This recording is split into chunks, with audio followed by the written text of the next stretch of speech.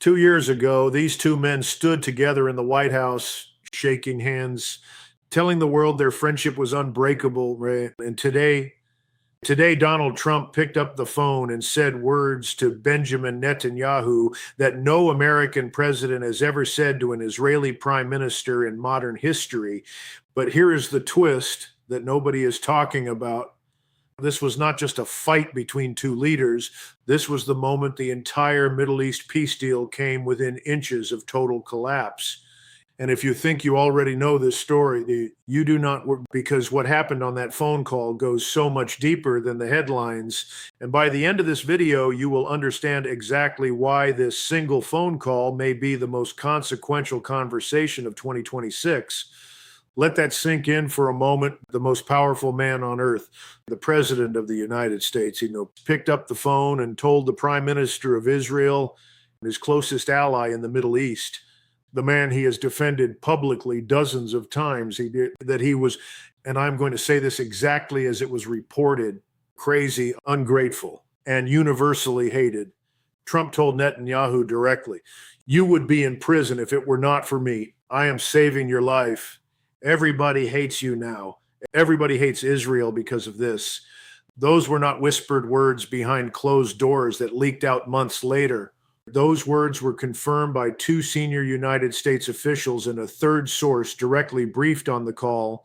And when a second official described Trump's mood on that call, the word used was one word: pissed. Trump was pissed. And that single word tells you everything you need to understand about where the relationship between Washington and Tel Aviv stands right now.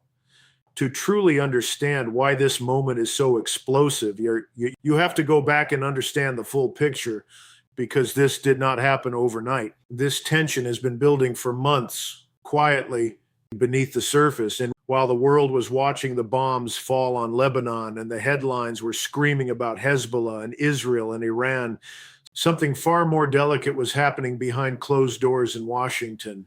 Trump had been working for months, quietly, carefully, on what his team believed would be the greatest diplomatic achievement of his second term: a deal with Iran, a real deal, not just a ceasefire, but a structured memorandum of understanding that would end hostilities in Lebanon, pull back military confrontations in the region, and give Trump the historic foreign policy win he has been desperately chasing since returning to the White House. The United States and Iran had been in active negotiations, and those negotiations were moving slowly, painfully, but they were moving. Iranian officials had shown up at the table. American envoys had traveled. Proposals had been exchanged.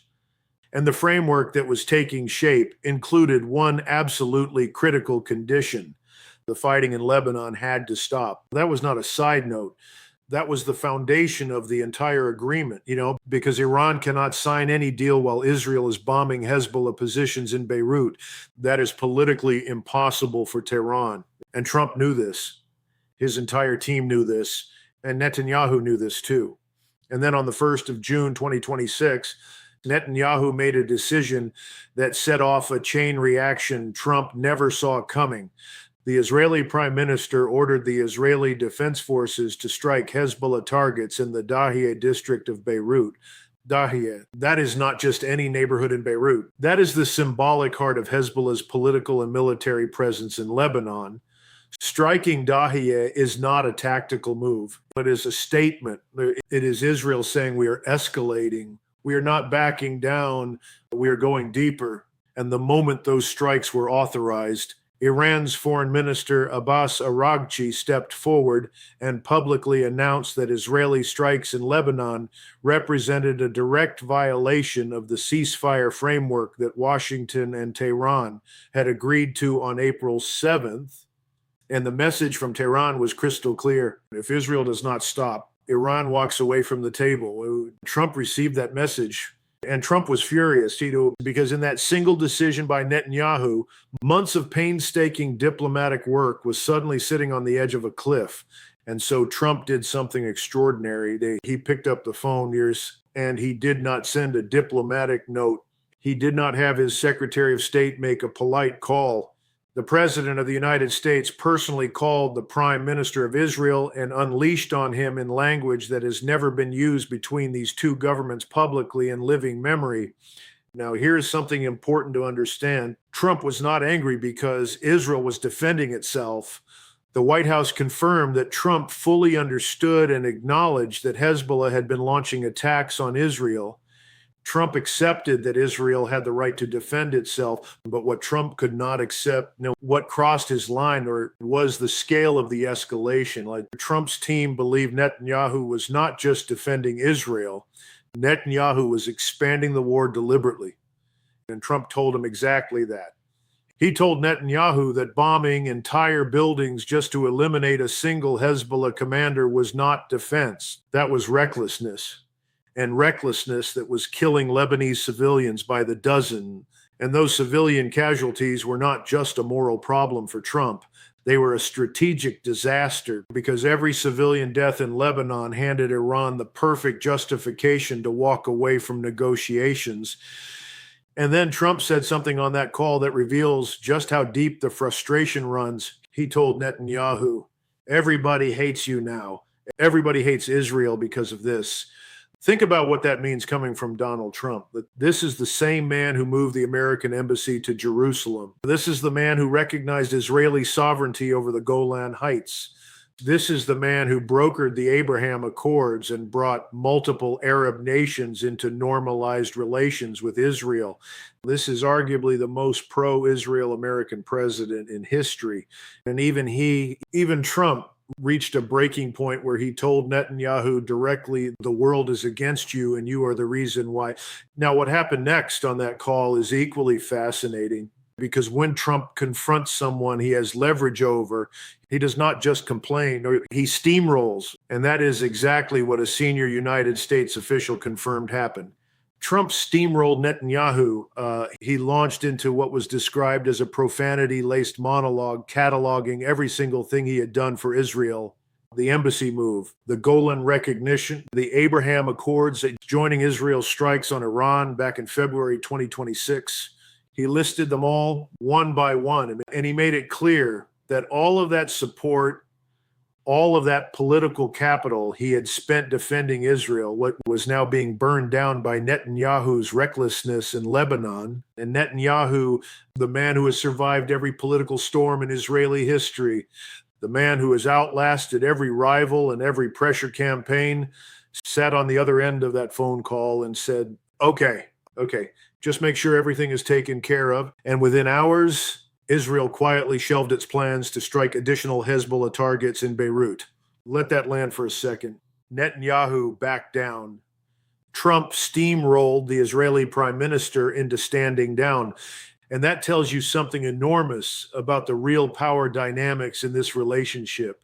For all the public displays of Israeli independence, for all of Netanyahu's defiant speeches about Israel making its own decisions, when Trump picks up the phone and truly puts his foot down, Netanyahu moves.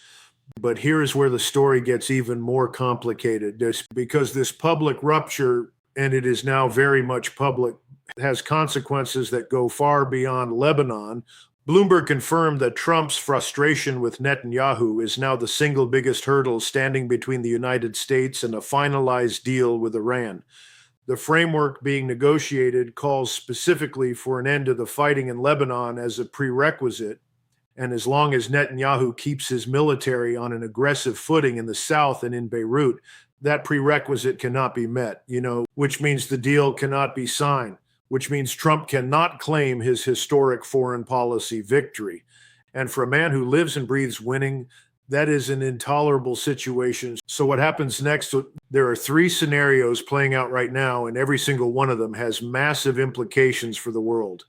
The first scenario is that this phone call was the shock Netanyahu needed, that Israel pulls back significantly in Lebanon, that the ceasefire conditions are restored, Iran returns to the table, and the United States and Iran finalize a memorandum that ends active hostilities and freezes the nuclear standoff for a defined period. In this scenario, Trump gets his win.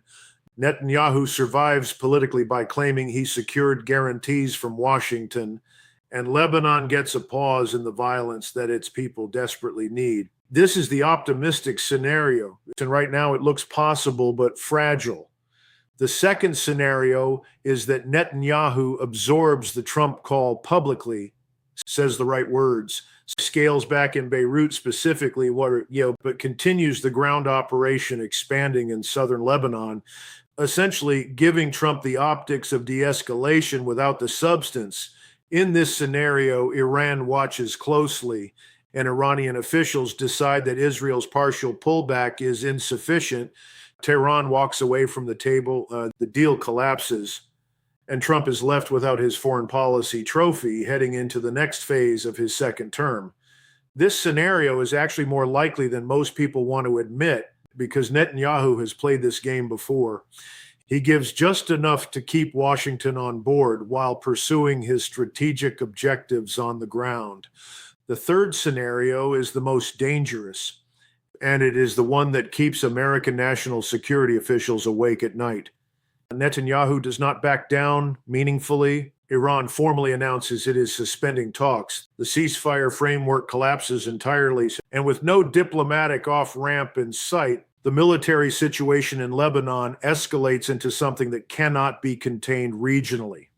In this scenario, the United States faces an impossible choice. Does Trump continue to back Israel even as Netanyahu has directly defied him, or does Trump publicly break with Netanyahu in a way that would be unprecedented in American foreign policy and reshape the entire strategic landscape of the Middle East overnight? This third scenario is low probability, but it is no longer unthinkable. And the fact that it is even on the table tells you how serious this moment truly is. Here is my honest assessment, and I want to be direct with you because you deserve a clear opinion, not just a recitation of events. Netanyahu has been playing a very sophisticated game for decades. He understands that American presidents come and go, but Israel's strategic position in the Middle East is permanent, and he has consistently used that permanence to outlast American pressure. What is different this time? What makes this Trump call genuinely significant is that Trump is not just politically frustrated. Trump has skin in the game. Trump needs this Iran deal for his own legacy, and that gives the United States actual leverage that previous administrations lacked. When Netanyahu defied Obama, Obama needed Israel more than he needed a deal. When Netanyahu defied Biden, Biden was too politically weakened to push back. But Trump is at the peak of his political power in his second term, yet he has nothing to lose and a historic legacy to gain, and that makes him genuinely dangerous to cross. The question the entire world is asking right now is simple. Will Netanyahu read the room, or will he push Trump one step too far? History tells us Netanyahu always finds a way to survive.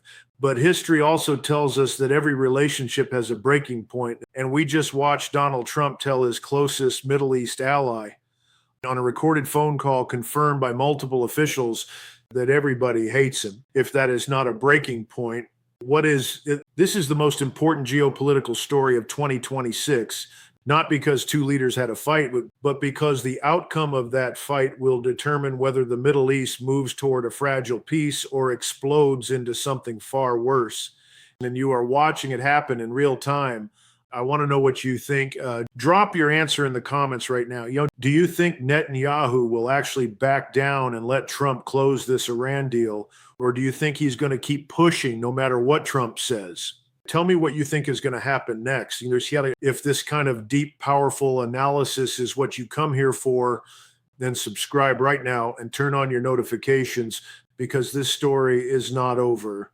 And when the next move happens, you need to be here the moment it breaks. Word count 3,524.